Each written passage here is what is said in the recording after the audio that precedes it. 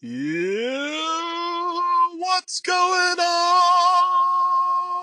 It's Zoboomafoo, you Zoboomafoo! Human miseries exist outside of this family-friendly program about a puppet sloth and the two same-sex partners who live in the middle of nowhere. Get angry about animals. Zoboomafoo! Zoobama what? The lost episode of Zoboomafoo put me in quite a rut, you slut. Go fuck a mutt, bitch. If you've never seen the show, it doesn't matter, and neither do you, so fuck off, you whore. The episode I saw shocked me. Are you shocked? Because it shocked me, and I'm the only one who matters here, so how about you shut the fuck up and you listen to what I have to tell you? Did you ever wonder why the show was called Zoboomafoo? Well, you little bitch, sit down, think for yourself, and shut your Zoobama fucking mouth. We're in for a brouhaha of party fun and spooky chills. I shuddered. Before even watching the damn episode, I shuddered. The episode started with a clearly visible orangutan skeleton smiling at the camera. It looked to be giving a middle finger of sorts, but who could say, or pointing at something in the background, but it was fossilized. 'Cause it lost its evolution. A midget painted green, holding an ornate, glowing golden scroll walked out. He had lipstick on, and he explained that the great Zoboomafoo hungers for the flesh of the innocent. Chris Pratt walked out angry, picked up the midget, and shoved him under the couch. The midget squealed as Chris kicked the scroll out of his hand and began to dance around. "Don't say its name," the midget huffed and wheezed. "If you say its name, the worst animal of all will appear." Okay, this better not be man, because that's such a fucking stupid riddle. He huffed and wheezed and huffed and wheezed. He danced left, he danced right, he danced up, he danced down. "Zoboomafoo, I'm about to contract bat flu," he screamed as a live bat flew into the screen and bit into his neck. He fell forward and the scene immediately cut to a clip of him out in the middle of a jungle. Oh, look. He points to a gorilla nesting near a tree, drinking the milk of a delicious coconut.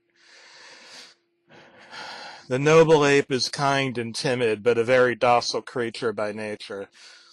He walks forward and the gorilla grabs him, probably deservedly.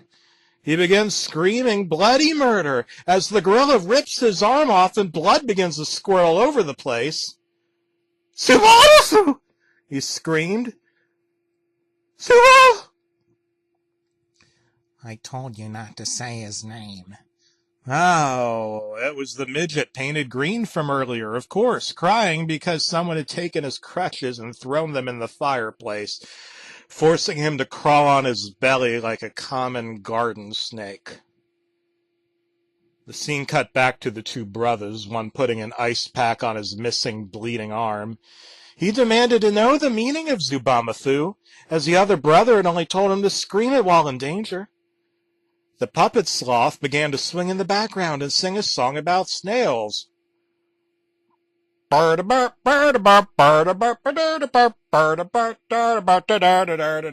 slow if you got 'em. Under your floorboards, they're fucking snails. The word fucking wasn't bleeped, and he crashed into a prop wall and fell down, screaming in pain. Normally they called the puppet sloth Zoboomafoo, but here they just called it the asshole puppet, which was, more in line with what he actually was, and picked it up and dunked it in a vat of bleach. "Zoboomafoo!" the puppet gurgled. The puppet cried. "I'm not Zoboomafoo!" He was crying profusely, drowning in the bleach. "The worst animal of all will appear if you do." He was crying and crying his eyes out. Then the lemur sloth, whatever it was, died. You know, there was this running gag where the brothers would try to open the closet and a bunch of stuff would fall on them. It was quite humorous seeing things falling on them in the closet. But this time the midget crawled from under the floorboards and squealed, "Ow!" I now realize it had a snail shell on its back and the episode was supposed to be about snails. He took out a glowing horn and began to blow on it as they opened the door. I just heard the sound of screaming, the puppet gurgling in the bucket of bleach, and Zoboomafoo. The giant Mayan statue head had fiery coals in its eyes and lifted its legs like a clockwork soldier.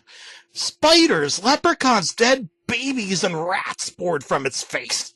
Jaguars, parrots, caterpillars, and live roosters. Every animal that ever existed began to crawl out of this horrific space, huffing and wheezing.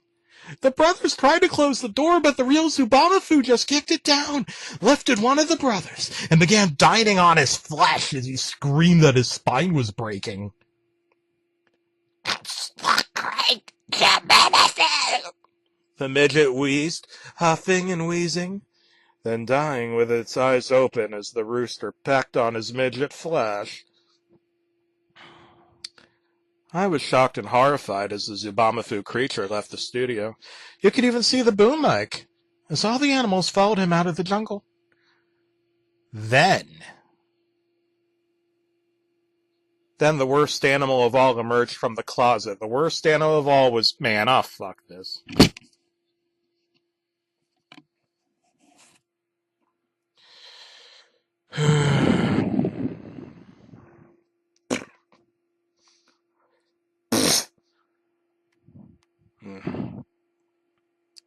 Damn it. God damn it.